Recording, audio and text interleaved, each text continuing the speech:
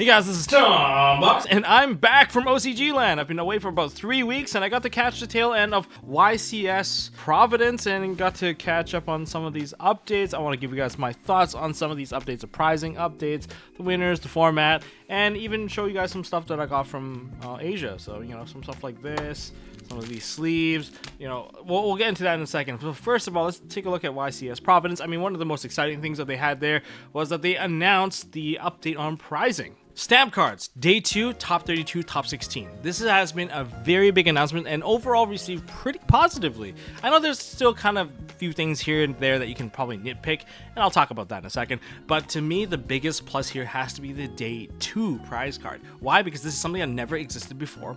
And finally, you have something to show for your efforts of making day 2. As a player that is progressing, getting better and better, and you want to see how you kind of stood up from the previous event, making day 2 is a big deal for those players. And so when you get to day 2, you now have something to show for it rather than just a photo of a result list and that's it.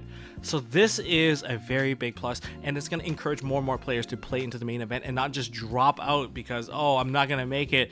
Well, you can still push yourself as far as you can go. So this is definitely something that can incentivize in that direction. The card pool wise is going to be changing from time to time. Overall, this one is kind of more Time Wizard catered. That's just my opinion. But overall, this is still 9.5 out of 10 in terms of its effort, because this is so nice to finally match up with other games which kind of basically pays out the players that bubble out so they don't feel bad for committing so much time within the main event.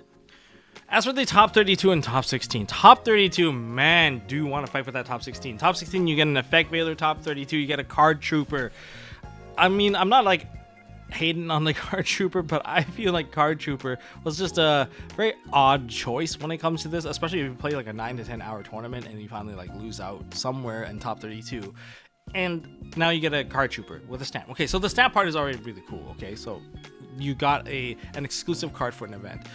But when it comes to like usability, you look at that effect veiler that's like one round away and you get this, you really feel like you kind of lost, but it's still an additional card on top of your mat prizing. So I don't know, it feels like it could have just been a super rare veiler with a stamp on it and it would have still been okay. I think it's just better that way. Give us a more timeless card within the card pool choice here, rather than something that is more Time Wizard-esque. Because you're not giving these out to Time Wizard players, you're giving them to top 32.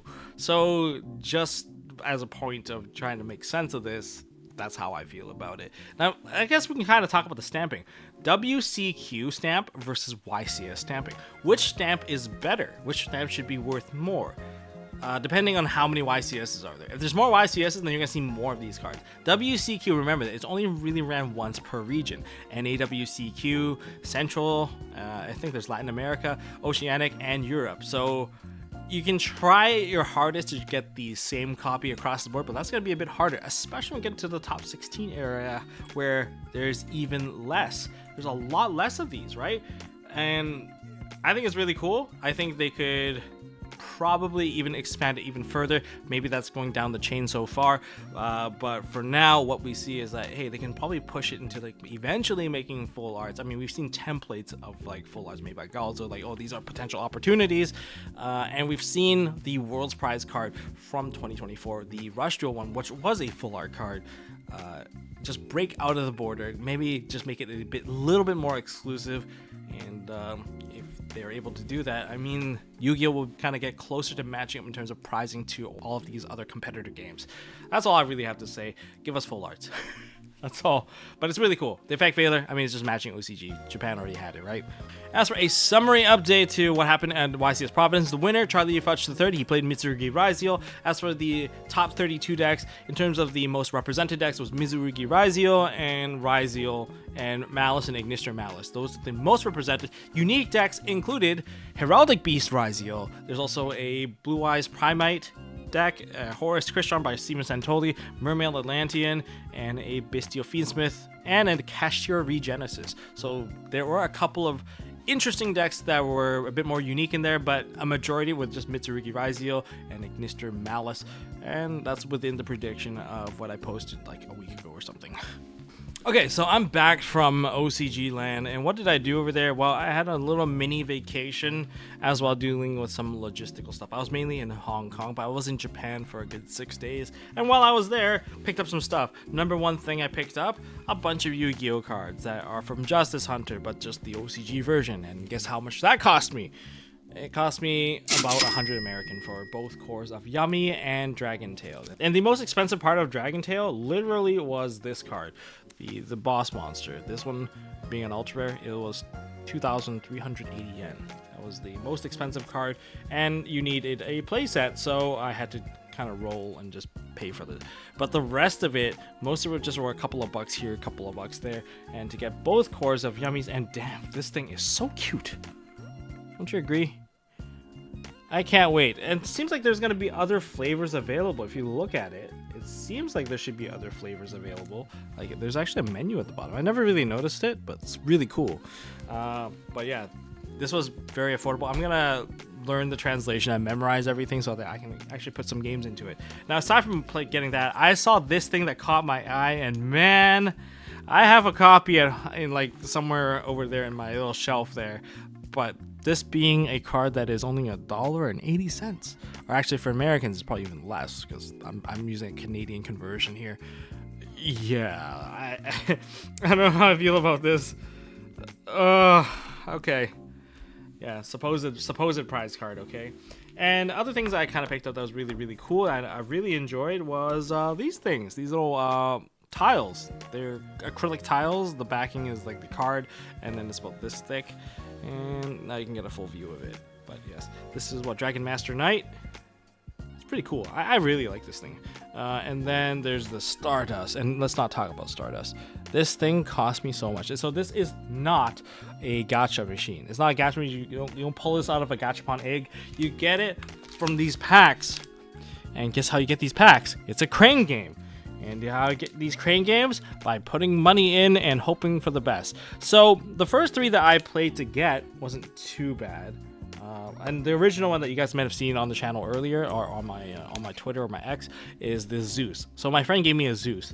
I played and I got the Blackluster Soldier. I got the Red Eyes. And finally, I also got this thing here that I opened. Right, this one. Can you shine? It's Dragon Master Knight. I opened these. One of these two I'm going to give away. Whichever one that Nishi does not pick is the one that's going to be going into a giveaway, so you guys can also get yourself a nice little tabletop knickknack accessory. But the Stardust, my wife pulled the Stardust. It was very hard. The machine was only supposed to have like 2 or 3. They loaded the machine up so the claw can't even reach the packaging, and this thing took like 40 tries. I spent over 40 bucks on this tile. So yes, do I have a problem? Probably. And it's so cool looking. So this is gonna go with the Zeus along with this one because these are the two I'm keeping, and I'm giving away one of these two, the Blackluster Soldier or the Red Eyes, to one lucky guy down in the comment section. Lucky girl or lucky girl, I don't know. And also other things I bought that were Yu-Gi-Oh related, aside from sleeves. So there's the white anniversary sleeves. This one cost 4,400 yen, so it's like 40 bucks. And then there are these sleeves. These ones are kind of more pricey because these only come in like thin packs of 20. I don't know where they're from, so you guys can let me know down in the comment section. But these are like $8 Canadian for a pack of 20.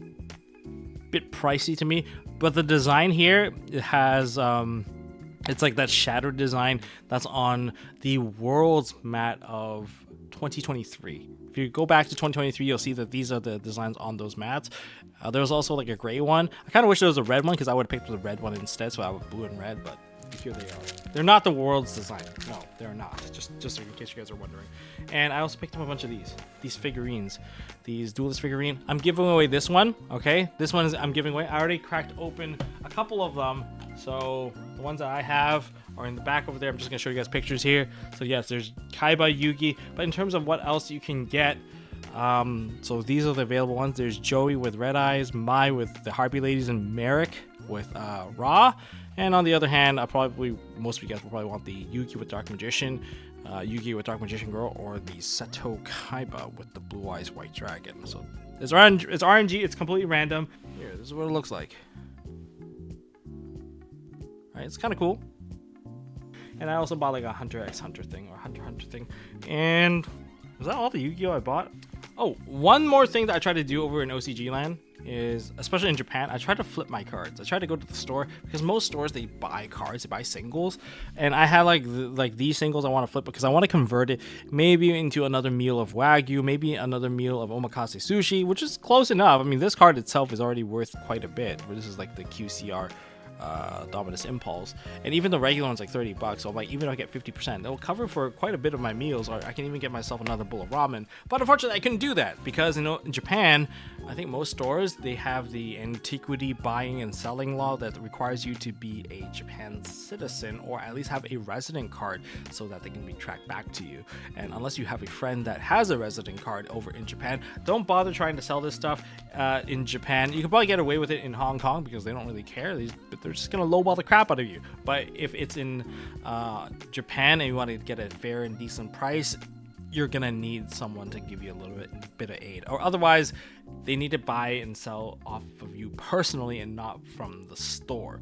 That's the only way to kind of bypass it. It's kind of like, you know, really gray area. So yeah, if it's gonna be a bit of a wasted luggage space if you're gonna be looking around buying their cards hoping that you can flip some over there and make some money back, it's not happening.